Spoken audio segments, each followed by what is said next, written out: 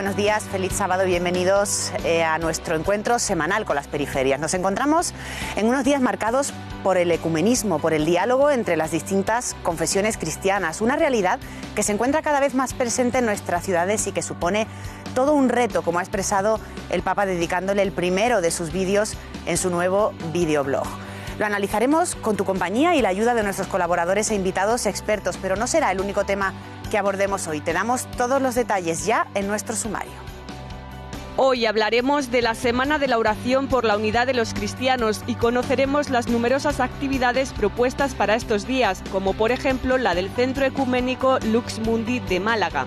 También conoceremos la nueva web del Vaticano que estará en marcha durante el año del jubileo con toda la información sobre este evento y orientación sobre dónde comer y dormir a precio de peregrino. Y en las redes sociales descubriremos la nueva aplicación de Infancia Misionera con contenidos para los más pequeños y cómo ayudar a través de las redes a los migrantes que llegan a Europa. No se vayan porque comenzamos. Que todos sean uno es el deseo que Jesús expresó en su oración al Padre en la última cena y con ese importante reto nos encontramos. Esta iniciativa, la Semana de Oración por la Unidad de los Cristianos, a la que se adhieren la mayoría de las denominaciones cristianas, empezó su andadura en 1908 y desde entonces se ha ido constituyendo en una cita anual para rezar por la plena unidad visible de la Iglesia. Hoy hablaremos de ello con la ayuda de nuestros colaboradores. Ricardo Benjumea, bienvenido. Buenos días y casi felicidades, ¿no?, por el Día del Patrón. Del patrón, de el nuestro Día del patrón, Patrón, San sí señora, Francisco de sí. Sales. Pues buenos días y bienvenido. Muchas gracias. Teresa Comte. Buenos días, Ana. Te echamos de menos. Ya, y yo, ya. Bueno, pero es lo que pasa a veces. No se puede estar en dos sitios a la vez. Todavía.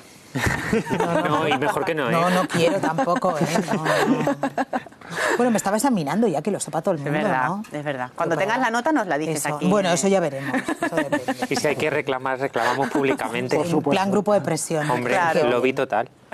José Beltrán, Muy buenos días. Bienvenidos también, felicidades por ese patrón que celebramos Igualmente, mañana. ¿no? El merecido lo tiene el patrón. Nosotros lo que hacemos es darle trabajo. Bueno, contamos hoy con la presencia también de un invitado de excepción, don Manuel Barrios, director del Secretariado de Relaciones Interconfesionales de la Conferencia Episcopal Española. Muy buenos días. Muy buenos días. Vamos a hablar de la Semana de Oración por la Unidad de los Cristianos, algo que a los cristianos nos suena mucho, pero que quizás no hemos acabado de sumergirnos en esta celebración que tiene mucha importancia y más todavía en los tiempos que corren. Yo quería empezar, don Manuel, preguntándole, ¿por qué se celebra esta Semana de Oración por la Unidad de los Cristianos justo entre las fiestas de las llamadas a la fe de San Pedro y San Pablo? Sí, bueno, se viene celebrando desde hace muchísimo tiempo. Ya empezó a celebrarse en 1908, ya llevamos más de 100 años. Las fechas cambian un poquito. La idea, aquí en el hemisferio norte sí se han elegido esas dos fechas, porque antiguamente el día 18 se celebraba la fiesta de San Pedro y se sigue celebrando en las iglesias ortodoxas, y en cambio el 25 de enero es la fiesta de la conversión de San Pablo, de la revelación de Jesucristo a San Pablo. Entonces son dos fechas bastante significativas para el movimiento ecuménico, y aquí en el hemisferio norte hemos elegido esas dos fechas para tener esta semana octavario de oración por la unidad de los cristianos. Es una iniciativa que surgió más bien en el ámbito protestante, pero que los católicos también hemos asumido y hemos hecho nuestro, y dedicamos estos días a rezar para que se haga realidad esta intención del Señor de que los cristianos seamos uno, de que la Iglesia de Cristo sea visiblemente una. Decimos una semana de oración. ¿Por qué la oración como la principal herramienta para conseguir la unidad? Porque ya en el Concilio Vaticano II, en el decreto sobre el ecumenismo, se afirmaba con rotundidad que es necesaria una conversión del corazón, es necesario que sintamos esta desunión como una herida y como una llamada a cambiar, a convertirnos, a ver que esto no está de acuerdo con la voluntad del Señor y a sentir esta necesidad de trabajar, esforzándonos para que seamos uno. Entonces la oración es fundamental, y también porque nos damos cuenta que la unidad depende más del Señor que a lo haga posible que de nosotros. Nosotros notamos que a veces nos quedamos estancados, a veces es difícil progresar, ahí surgen a veces cuestiones también recientes que parece que alejan la unidad, y entonces, como hacemos siempre cuando tenemos algo que nos supera, pues rezamos. Pedimos al Señor la fuerza para ir hacia esta unidad. Esta semana el Papa Francisco ha dedicado unas palabras de su audiencia general a este tema, al tema del ecumenismo. Vamos a verlo. Todos nosotros, durante esta semana de oración, estamos llamados a redescubrir nuestro bautismo y hacerlo juntos todos los cristianos, católicos, protestantes y ortodoxos, dejando atrás lo que divide. Pidamos que todos los discípulos de Cristo encontremos el modo de colaborar juntos para llevar la misericordia del Padre a cada rincón de la tierra. Que Dios los bendiga. Hablaba el Papa, más en lo que nos une que en lo que nos divide, que en lo que nos separa. ¿Qué confesiones cristianas se encuentran presentes ahora mismo aquí en las diócesis españolas? ¿Y cuáles son esos elementos que nos separan y cuáles los que nos unen, don Manuel? Sí, yo antes de traer esto, de este mensaje del Papa, que yo lo escuché también esta mañana, fue el mensaje de audiencia general del miércoles y además en castellano, pues yo me parece que es un mensaje que es muy significativo, porque el Papa parte del lema de la Semana de Oración por la Unidad de los Cristianos de este año, que es destinados a proclamar las maravillas del Señor, y hace una catequesis muy breve, pero yo creo centrando un tema fundamental, que es que los bautizados, aunque pertenezcamos a distintas iglesias, estamos llamados a proclamar las grandezas del Señor, y eso es algo que nos une, pero después enlaza el Papa este tema con el año de la misericordia, y dice que los bautizados estamos llamados a anunciar la misericordia del Señor. Y me parece muy interesante esa relación que hace. Los bautizados, aunque pertenezcamos a distintas iglesias, hemos experimentado la misericordia del Señor y estamos llamados a dar testimonio de ella a través de las palabras, de la proclamación, pero también a través de las obras de misericordia. Entonces me parece un mensaje muy significativo. Y en lo que se refiere a los cristianos presentes en España, pues estos materiales tienen una peculiaridad, que los materiales han sido inicialmente propuestos por un grupo de Letonia, y en Letonia no hay una iglesia claramente mayoritaria.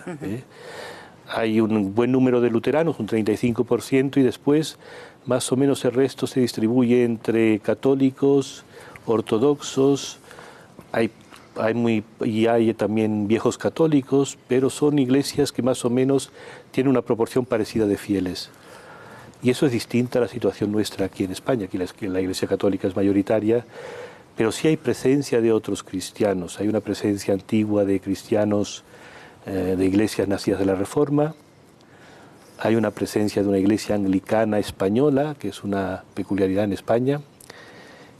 Ahora con la inmigración también ha crecido el número de ortodoxos que han venido a España, tanto rumanos, rusos, búlgaros.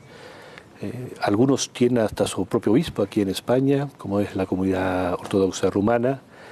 Entonces hay un poco de variedad. Sigue siendo la Iglesia Católica mayoritaria, pero hay una presencia, aunque quizás en números no muy significativa, pero sí a nivel eclesial significativa, de otras confesiones cristianas. Y nosotros organizamos actos con ellos en esta semana e intentamos orar juntos. Y yo creo que la situación ecuménica en España está progresando bastante en muchas diócesis.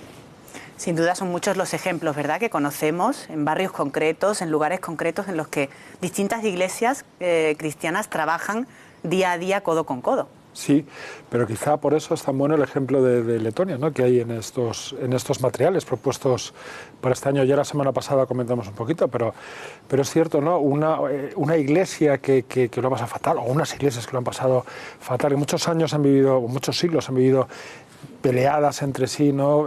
Católicos apoyados por Polonia contra luteranos, apoyados por Suecia contra ortodoxos, apoyados por Rusia, es decir, la política mezclada con intereses políticos de todo tipo. ¿Qué pasa? Llega la ocupación soviética y digamos que hay un proceso obligado de purificación y donde, bueno, y de aquellos años de socialismo, ¿no?, pues salen esos cristianos más reforzados que nunca, pues en ese deseo de unidad, con unas muestras de amistad entre ellos increíbles, ¿no? Hasta el punto de, pues se comentan estos materiales, de que el arzobispo católico de la capital letonia, ¿no? Pues toma posesión en un templo protestante, y de alguna manera se recordaba lo que siempre insistía Benedicto XVI, ¿no? Que esto del ecumenismo no es una especie de negociación entre yo te doy esto o yo cedo esto, yo cedo aquí y tú, sino que es un encontrarse en el Evangelio, es decir, en una especie de purificación evangélica. Es ahí donde nos podemos encontrar todos. Yo creo que es un poco el mensaje que los materiales de este año recogen, ¿no? Sí, yo creo que es muy significativa en los materiales que propone la Conferencia Episcopal Española. El cartel es una foto que nos han mandado de la Catedral Luterana de Riga, que es una foto una fotografía de la pila bautismal, que es la pila bautismal más antigua de Letonia, una pila bautismal que ahí lo estamos viendo, el cartel. Sí, que es de los tiempos de San Meinardo, el gran evangelizador de Letonia. Y la idea fundamental que se quiere dar, y así se dice en la introducción de los materiales, es que esa pila está situada muy cerca del púlpito. Y entonces esta unión entre bautismo y proclamación, que es el lema, ¿no? Destinados a proclamar las grandezas del Señor.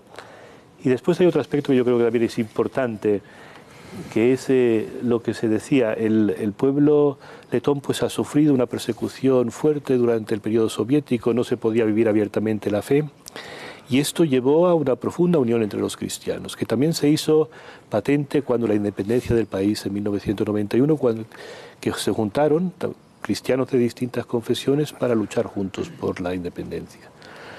Y entonces esto yo creo que también es importante en estos materiales de este año. Esta unión profunda que se crea en una situación de persecución en que los cristianos perciben su sacerdocio común de anunciar las maravillas del Señor juntos y también de sufrir y ofrecer estos sufrimientos por el bien de su país. Por eso en los materiales el texto de referencia es de la primera carta de San Pedro, donde se habla de un sacerdocio común. Y eso se retoma en los materiales de este año. Yo creo que es una propuesta muy, muy interesante, que es la ventaja de los materiales de la Semana de Oración por la Unidad de los Cristianos, que desde 1975 los prepara un grupo local, y entonces eso nos lleva a vivir una situación distinta a la nuestra y cómo ellos viven la desunión de la Iglesia y su deseo de volver a esa unidad perdida. Yo me acuerdo, tuvimos hace unos años unos materiales propuestos por los indios, por cristianos de la India, con el tema de los Dalits, de los que están en el sistema de las cartas no cuentan nada, su experiencia también y de persecución, de buscar el perdón, buscar la unidad. Materiales de Brasil el año pasado, con todo el tema de las iglesias libres que están surgiendo y cómo eso crea dificultad, porque a veces hay iglesias que son muy ecuménicas, pero hay otras que esto del ecumenismo pues no lo perciben con tanta fuerza o lo perciben casi como una amenaza, ¿no?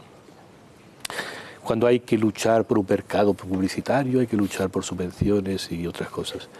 Entonces esto es muy bueno, que los materiales nos ayudan a vivir el ecumenismo también desde perspectivas distintas. A salir un poco de nuestro entorno. Una representación de las iglesias presentes en Finlandia ha visitado al Papa esta semana. Aquí te ofrecemos un resumen de ese simbólico encuentro. En una muestra de espíritu ecuménico, el Papa Francisco se reunió con representantes de las tres grandes confesiones cristianas de Finlandia. El Papa advirtió de que entre ellos hay diferencias reales en doctrina y práctica, pero que eso no debía desalentarlos. Importanti passi avanti compiuti insieme stanno costruendo un solido fondamento di comunione e di vita nella fede e nella spiritualità. La gran mayoría de finlandeses se declaran luteranos, un 1% son ortodoxos y un 2% se consideran católicos. La obispa luterana de Helsinki le dijo que había hecho un donativo en nombre del Papa. We have bought a donation from the Environmental Foundation in Finland. The donation will protect 1,000 square meters Finnish forest for the generations to come. El donativo es un gesto concreto para apoyar al Papa, que según la obispa es muy respetado en su país. First I was Le estaba diciendo que es muy querido y apreciado en un país donde sobre todo hay luteranos. Él es conocido. También a mí, personalmente, me han inspirado muchos de sus gestos simbólicos. La obispa explicó que los cristianos deben estar especialmente unidos en estos tiempos turbulentos. Añadió que cuestiones como el cambio climático, los refugiados y la solidaridad con los pobres pueden unir fuerzas de las diferentes confesiones. Creo que los luteranos tienen una especial responsabilidad. Primero, para asegurar nuestra cooperación, que no tengamos este tipo de actitud mayoritaria, por decir así, y cooperemos. Por eso, esta peregrinación de 3 obispos hasta aquí no es un teatro. La reunión concluyó de manera familiar, cuando el Papa hizo una simple petición: rezad por mí. Un gesto muy simbólico de ese camino ecuménico, pero seguramente, Manuel Barrios, han sido muchos los hitos ecuménicos que nos ha dejado este último año, desde la última celebración de la Semana de la Oración. ¿Cuáles destacaría usted? Han habido varios. También en España. En España tuvimos una conferencia que impartió el cardenal Koch, que sale en estos vídeos al lado del Papa, en Valencia, en unas jornadas de formación para los sacerdotes. Y yo creo que ha sido una conferencia que ha sido magistral, porque trata todo el tema del ecumenismo desde un punto de vista universal de toda la Iglesia, pero también entrando en las dificultades que ahora encuentra el movimiento ecuménico. Hay una dificultad que además yo, leyendo este discurso, se me ha hecho más clara, que yo no la veía tanto, que es que en un clima como el nuestro de relativismo, parece que el buscar la unidad puede no ser tan querido por muchos, porque parece que lo más deseable sería el pluralismo, o sea, el que existieran tantas iglesias. Y eso debilita también este compromiso por la unidad que tenemos algunos. Esa idea de que el ambiente, la cultura que nos rodea, la mentalidad dominante también influye en el ecumenismo. Eso me pareció algo muy significativo que propone el cardenal Koch en esta conferencia. Y eso fue, yo creo, para nuestro país un momento muy importante. Y se ha publicado esa conferencia, ha salido esta semana en la revista Ecclesia, porque yo creo que puede ayudarnos mucho en España para progresar en este camino ecuménico. Sin embargo, don Manuel, es verdad que también la división y la separación entre bautizados es un reto a la hora de la evangelización de una sociedad que se va alejando de Dios. La unidad sería lo ideal para mostrar un verdadero testimonio ante la sociedad también. Sí, en esa conferencia de Koch se trata el tema de la unidad. ¿Qué unidad buscamos? Y claro, desde la perspectiva católica, la unidad que buscamos es una unidad visible de la Iglesia, o sea, que la Iglesia tenga unidad en los sacramentos, tenga unidad en la disciplina, tenga unidad en la doctrina. Y yo creo que es algo que es necesario para que nuestro testimonio de Cristo sea más creíble. El mismo Señor en la última cena, cuando reza al Padre, dice que sean unos o seamos uno para que el mundo crea. Y claro, la desunión y esto, por eso también el ecumenismo surgió sobre todo en tierras de misión, cuando los misioneros se daban cuenta que su desunión hacía muy difícil que se creyera en el mensaje evangélico que llevaban a los distintos pueblos. Por eso la unidad es algo fundamental para la evangelización, pero también es algo fundamental para la Iglesia, es un deseo del Señor. De todos modos, en la realidad española es como si tuviéramos que recorrer todavía el primer paso, ¿no? Porque hablaba usted de pluralismo, qué unidad queremos, ni siquiera estamos acostumbrados al pluralismo religioso, ¿no? Quizás en España hemos pasado del monismo, de la uniformidad religiosa, a una disgregación, a una dispersión total, ¿no? Y no hemos sido existencial o vitalmente educados ni siquiera en esa división, que más o menos dolorosa, pero ni siquiera la hemos vivido vitalmente, existencialmente, ¿no? Entonces, claro, en el pueblo católico medio, no esos sacerdotes o personas que, como usted dice, se reúnen con un objetivo y una mirada muy clara y una vivencia muy clara, sino en el pueblo católico medio, como que, me parece, ¿no? Le pregunto, como que esto son tan poquitos, ¿no? Que, bueno, como que no es un problema que a nosotros no nos afecta, ¿no? Entonces, claro, yo le voy escuchando y pienso, bueno, ¿y cómo podemos hacer para trasladar al fiel medio que esto es una realidad de la que participamos, que nos incumbe? Sí, Sí, yo creo que en España y en otros países donde hay una confesión mayoritaria es más difícil ver esta necesidad de la unidad y de los esfuerzos que tenemos que hacer para llegar a ella. Pero yo creo que también tenemos que aprender, los cristianos de a pie, a tener en el corazón lo que son los problemas universales de la Iglesia, no centrarnos solo en nuestra parroquia, en nuestro barrio, en lo más cercano. Y la unidad es algo que vemos que es un deseo del Señor, algo que en el Concilio Vaticano II salió con mucha fuerza como una prioridad para la Iglesia. El Papa Francisco vemos que insiste en esto, en todos los viajes, en todos los... Entonces es hacer nuestro un deseo del Señor que es necesario es importante para la Iglesia. Vamos a ver si os parece un ejemplo de cómo se vive el ecumenismo a pie de barrio, a pie de diócesis. Nos hemos acercado hasta la diócesis de Málaga para conocer el ejemplo, cómo lo viven en el Centro Ecuménico Lux Mundi.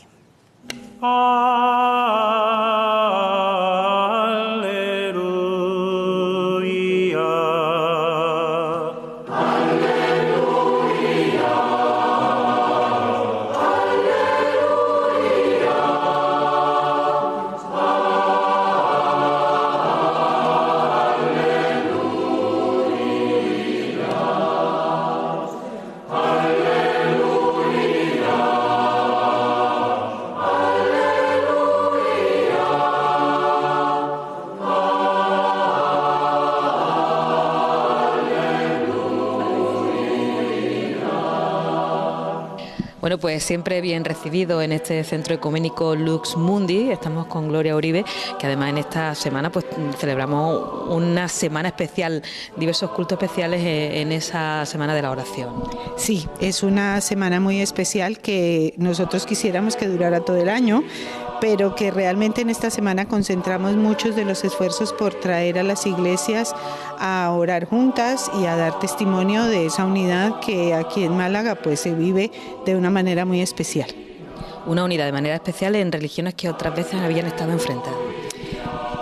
Bueno, sí, aún nos quedan muchas heridas del pasado por sanar, pero cada día más las iglesias están más abiertas al diálogo, al encuentro.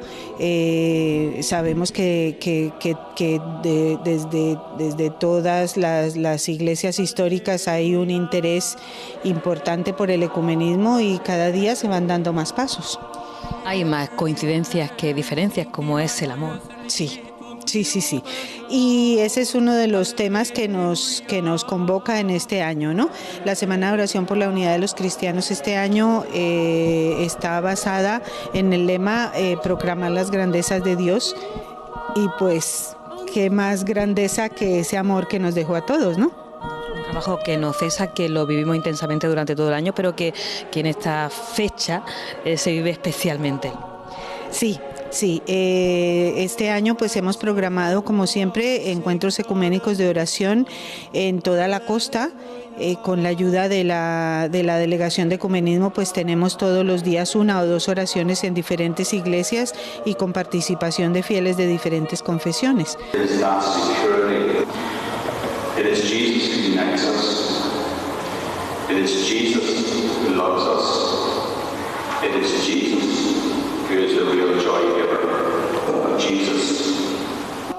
¿Es tan fuerte la oración en nuestro mundo? Yo creo que sí. Yo creo que no sabemos ni hemos llegado a entender el poder de la oración, pero realmente ha sido a través de ella que en nuestro campo se han alcanzado encuentros que hace 50, 100 años ni nos los hubiéramos soñado, ¿no? Muchas veces hablamos de romper barreras, pero más bien muchas veces son de mente y de corazón. Sí, pero yo creo que poco a poco, a través de la oración y a través de interesarnos un poquito por conocer a los otros, pues vamos rompiendo esas barreras que nos han mantenido separados durante tanto tiempo.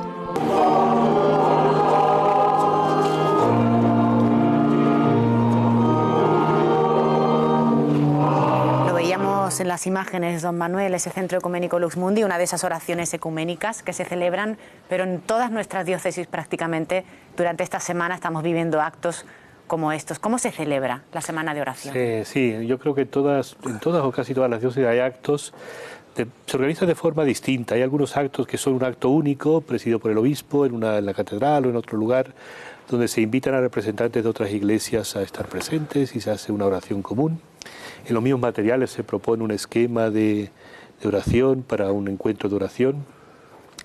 La ventaja de los materiales, que no hemos dicho, es que son unos materiales que hemos acordado todos, que todos estamos de acuerdo con estos materiales.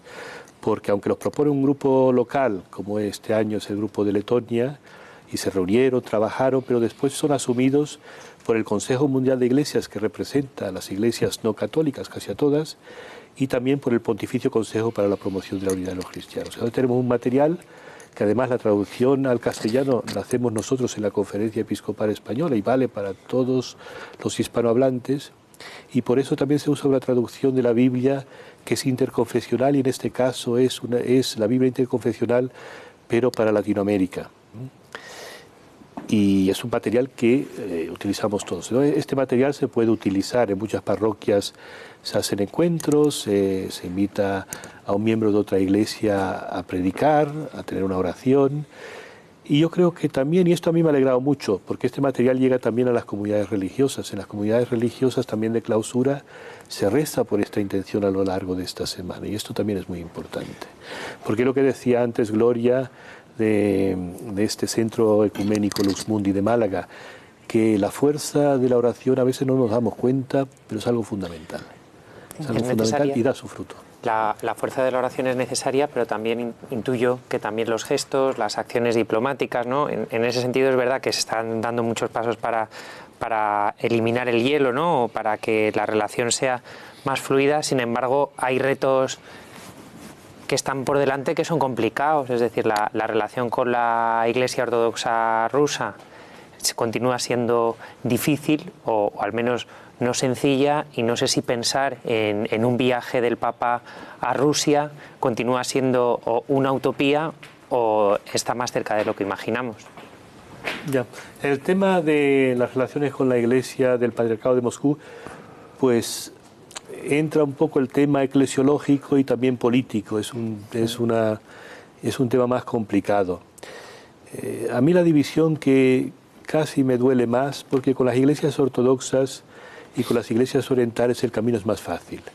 Y aunque pueda haber dificultades por algunas situaciones políticas o geopolíticas complicadas, pero el camino es más fácil porque compartimos más. Una pregunta que tú me hacías antes era eso, ¿cuáles son las diferencias y las cosas que tenemos en común? Pues con las iglesias orientales y ortodoxas, tanto las que de tradición bizantina como de tradición eslava, compartimos muchísimo.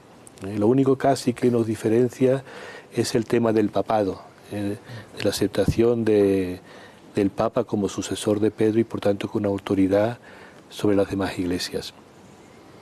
Mientras que con las iglesias que han surgido de la Reforma, pues las diferencias son mayores y han crecido en estos últimos años porque algunas iglesias han tomado posiciones sobre temas actuales que tienen que ver con el matrimonio, con la moral sexual, que parece que crea aún una distancia mayor y dificulta más el camino hacia la unidad. Entonces yo creo que esto del ecumenismo tiene su aspecto político, su aspecto también diplomático. Yo lo vivo más desde el punto de vista eclesiológico.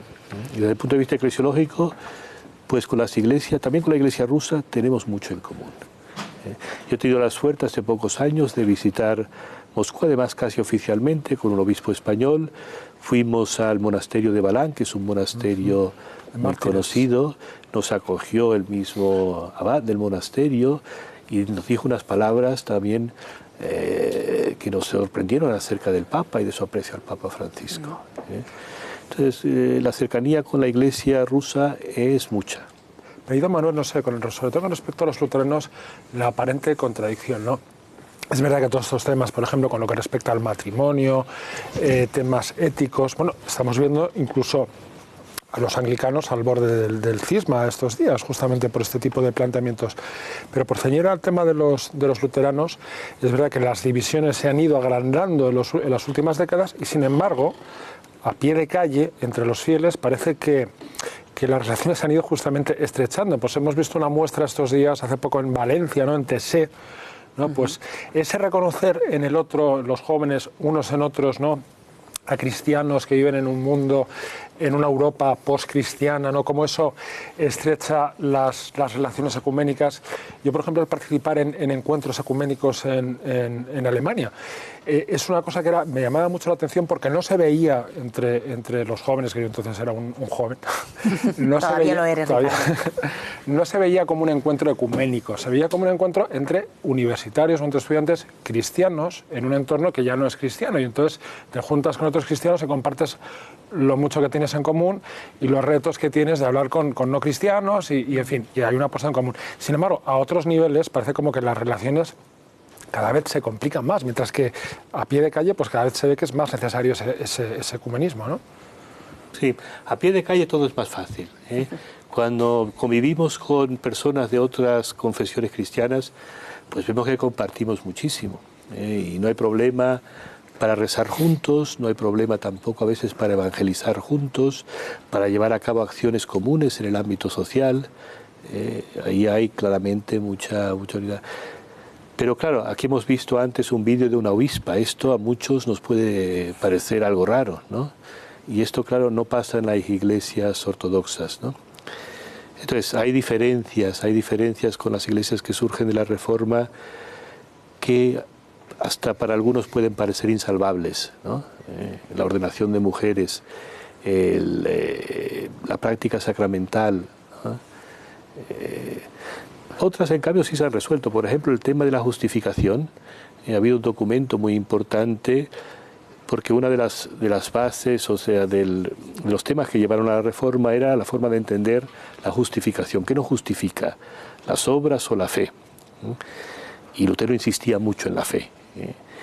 Y esto ha habido un documento en que nos hemos unido en eso, en nuestra comprensión de la justificación. Pero sí hay diferencias que crecen, que se veían más quizás desde un punto de vista teológico que a pie de calle, que en los encuentros interpersonales y de oración. TC ha sido una experiencia profética. Para el concilio, el Papa Juan Pablo II tenía muchísima admiración por Fray Roger, el fundador de la comunidad de TC. Todos los que hemos ido hemos visto la fuerza que se vive en esos encuentros de oración, que nos unen, porque son textos que se cantan que pertenecen a la tradición en sentido amplio de la Iglesia, ¿no? A santos españoles, pero también a santos orientales y a textos bíblicos. Don Manuel, no me gustaría cerrar esta parte del programa, porque cuando hablamos de ecumenismo, inevitablemente acabamos también hablando del diálogo interreligioso. Y precisamente hace unos días hemos visto al Papa Francisco cómo visitaba una sinagoga. Vamos a recordarlo. Sì alla riscoperta delle radici ebraiche del cristianesimo, no ad ogni forma di antisemitismo,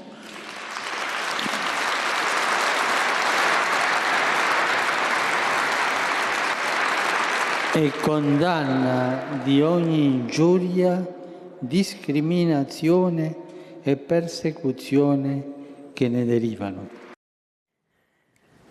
Veíamos ahí al Papa Francisco invitándonos a la unidad, a ese reconocer nuestras raíces comunes y a evitar esos prejuicios y esa discriminación que pueden surgir de alguna manera. Esta visita ha sido también bastante profética, ¿verdad? Todos lo han vivido como un gesto importante, Ricardo. Se decía, ¿no? En 2000 años ninguna visita y en 30 años llevamos 5. Es verdad que las relaciones con el judaísmo a un nivel, no hablamos del Estado de Israel ni de cuestiones políticas, hablamos de las relaciones con el judaísmo que han mejorado de una manera impresionante e incluso, pues bueno, bordean casi lo interreligioso y lo ecuménico. Sí. Para algunos la primera gran división de la Iglesia fue la división entre la Iglesia y la sinagoga, que casi algunos piensan había que situar dentro del ámbito ecuménico más que del interreligioso. Y de hecho el Papa en este discurso en la sinagoga de Roma el pasado domingo, 17 de enero, que para Italia es una fecha significativa porque la Conferencia Episcopal Italiana ha puesto esa fecha como un día de diálogo entre los católicos y los judíos. Y de hecho la visita anterior del Papa Benedicto XVI fue el mismo 17 de enero, pero de 2010, hace 6 años. Pues sí, lo que nos une con los judíos es muchísimo. Es casi, te decía también Juan Pablo II, es casi intrínseco a nosotros el judaísmo, ¿no? Y aquí el Papa Francisco lo que decía es que el decreto de la declaración del Concilio Vaticano II, Nostra Aetate, pues decía un sí claro a las raíces cristianas, a las raíces judías del cristianismo, y un no claro a cualquier antisemitismo. Retomaba un poco esta gran historia que ha tenido lugar, que hacíamos referencia ahora, de estos últimos 50 años, donde ha habido un cambio radical en las relaciones entre la Iglesia y el judaísmo. Don Manuel, antes de pasar a la actualidad, un consejo práctico, sencillo, concreto, para las familias que nos están viendo durante esta semana de oración. Bueno, ya nos queda poquito, pero bueno, ¿cómo hacer, como decía Gloria, que esta semana dure todo el año? ¿Qué podemos poner nosotros desde nuestros hogares, desde nuestras parroquias, para fomentar la unidad? Pues yo creo orar. Ahora lo que se nos pide esta semana es la oración, pues una pequeña oración para que se haga realidad ese deseo del Señor que seamos uno. Eso se puede hacer si uno tiene los materiales que se pueden descargar por internet también utilizándolos, y además son materiales que están pensados para ser utilizados a lo largo de todo el año. O también una oración sencilla, y también yo creo fomentar estos encuentros que tenemos también en nuestro barrio con personas de otras iglesias y conocer su fe, conocer sus prácticas, hacer eso que se llama el diálogo de la vida, que es muy importante, aparte el diálogo teológico y tal, que es más de expertos, pero hay un diálogo de la vida que nos ayuda mucho. Continúe con nosotros, si es tan amable, para repasar la actualidad, una actualidad que repasamos con nuestra compañera Irene Pozo y que nos acerca, en primer lugar, a los cristianos perseguidos que permanecen en Siria. Irene, buenos días. Buenos días. Durante 2015, alrededor de medio millar de sirios huyeron de su país en busca de paz. A pesar de eso, hay muchos que se han quedado allí y conviven diariamente con el miedo y la desesperación. El presidente del Pontificio Consejo para la Familia, Monseñor Paya, ha viajado hasta la zona para llevarles un doble regalo de parte del Papa Francisco, algo de dinero y evangelios en árabe. Vincenzo Paglia viajó a Siria a mediados de noviembre para llevar a las familias de Damasco un doble regalo del Papa Francisco. El Papa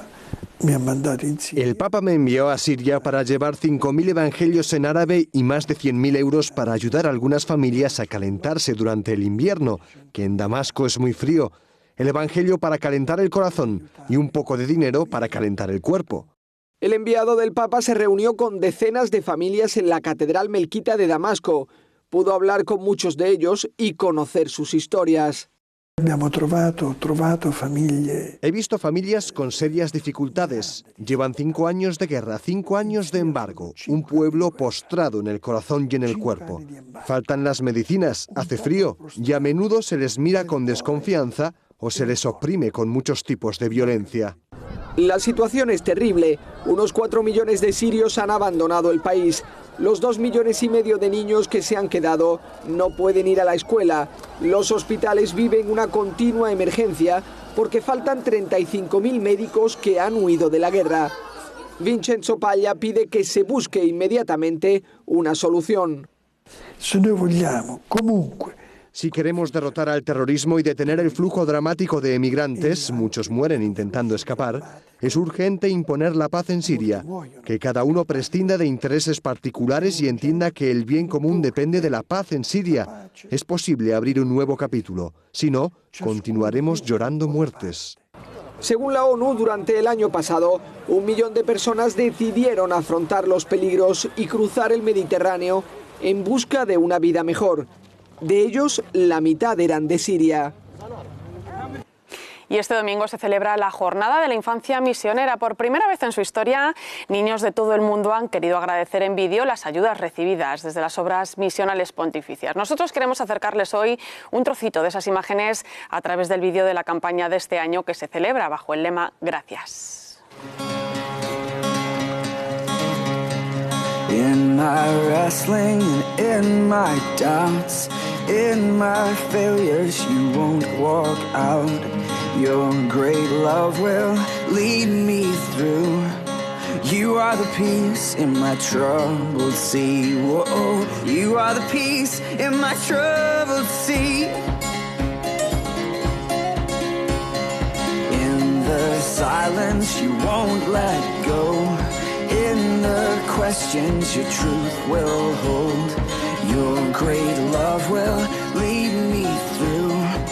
You are the peace in my troubled sea. Whoa, you are the peace in my troubled sea. My lighthouse,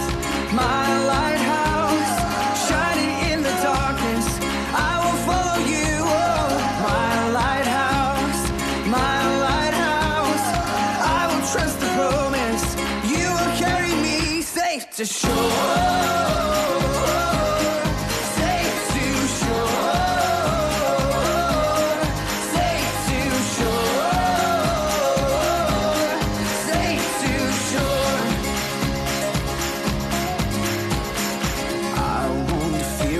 Tomorrow brings.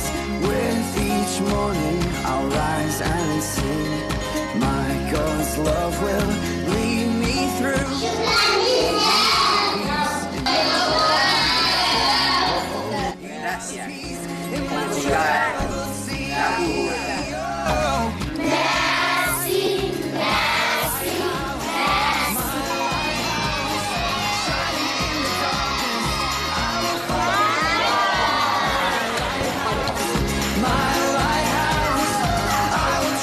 Muchas gracias por vuestra ayuda.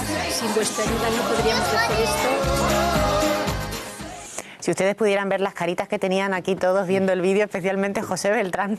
Hombre, sí, no, pero porque además ese gracias es de doble dirección, ¿no? Es decir, ellos dan las gracias, pero quienes verdaderamente están agradecidos son los niños misioneros de aquí, ¿no? Los que están redescubriendo, gracias a estos chavales, que todo ese esfuerzo que hacen durante el año, postulando con las huchas del Domun, sembrando las estrellas en Navidad, estos días, echando una mano de nuevo con sus donativos y con su oración, ellos son los que están agradecidos y los que descubren lo importante que es dar gracias, ¿no? Y dar gracias primero por lo que tienen y segundo por la oportunidad que les da la Iglesia de conocer otros niños como ellos que viven en situaciones verdaderamente complicadas, pero que comparten con ellos una misma fe y un mismo amigo que es Jesús, ¿no? Que para mí eso es impagable. Bueno, pues invitamos a vivir esa celebración de la infancia misionera, sin duda un día muy especial. Y terminamos dando paso a nuestra última noticia que nos acerca Irene y que tiene mucho que ver con esa invitación a viajar a Roma en este año jubilar de la Misericordia. Irene, adelante. Claro que sí. Durante el Año Santo de la Misericordia, Roma se convierte en el epicentro de todas las peregrinaciones. El Vaticano lanza Vatimecum, un sitio web para los peregrinos que lleguen a esta ciudad para vivir este tiempo que ha convocado el Papa Francisco. Está disponible en varios idiomas y es el único portal de servicios para los peregrinos que está autorizado por la Santa Sede. Durante todo el jubileo estará en marcha Vatimecum, una web oficial del Vaticano para los peregrinos que lleguen a la ciudad eterna. La página está en 7 idiomas y ayuda a no perderse en los entresijos de este gran evento. We're from Hong Kong and it's our first time here in Rome and we use the Vatimecum to find our hotels and restaurants. It's great, we love it. La idea de Vatimecum es mostrar restaurantes y hoteles con precios revisados para peregrinos y también dar toda la información sobre el jubileo. I am from Poland and I found Vatimecum when I looking for something in Rome, and I think that Vatimecum is a best place where you can find something when you're looking for hospitality or some places for eating, something like that. La web está coordinada por el Centro de Acogida de Peregrinos, que abrió sus puertas a principios de diciembre, uno de los lugares clave para los peregrinos que llegan a Roma. Gracias, Irene. Sin duda, las nuevas tecnologías, de nuevo, que nos vuelven a abrir una puerta importante en un momento también en el que no solamente podemos conocer todo lo que sucede en Roma, sino que entrando a través de Internet podemos conocer cómo se vive el Año de la Misericordia en todas las diócesis del mundo. Pero es curioso porque el Papa con el Año de la Misericordia ha querido que se pueda obtener el jubileo en cualquier lugar, en todas las catedrales. En Madrid, por ejemplo, en todas las vicarías hay por lo menos un templo donde se puede ganar.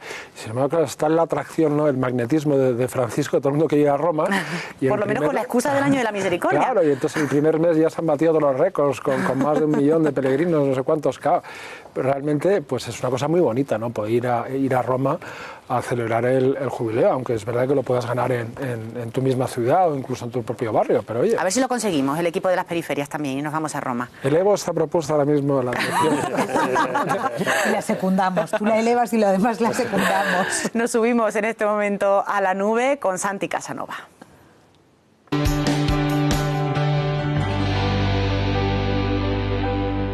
Hola Ana, hola a todos los que nos seguís ahora los sábados en la tele, en la red y en la web de 13TV. Hoy os traigo varias cosas diversas. Una es pues una muy buena noticia y además de esta parte de la tecnología que a veces nos dejamos un poco de lado, que es la tecnología de los smartphones, de las tablets y todo el mundo de las apps que los rodean, ¿verdad? Obras Misionales Pontificias acaba de lanzar una app, una aplicación que está disponible tanto para Apple como para Android, que se llama Infancia Misionera.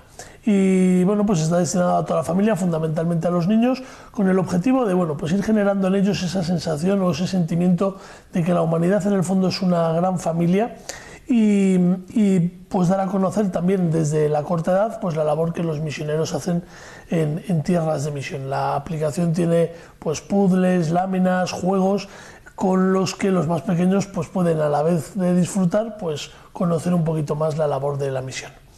Y la segunda cosa que os quiero traer pues son dos campañas. Una más que una campaña, ha sido una quedada que sucedió pues el domingo pasado en la red, y refugiados, donde se unieron pues y Misión, donde se unió Ayuda a la Iglesia Necesitada, Conferencia Episcopal y multitud, no puedo decirlos todos, de movimientos, de asociaciones de la Iglesia para dar visibilidad al tema de los refugiados.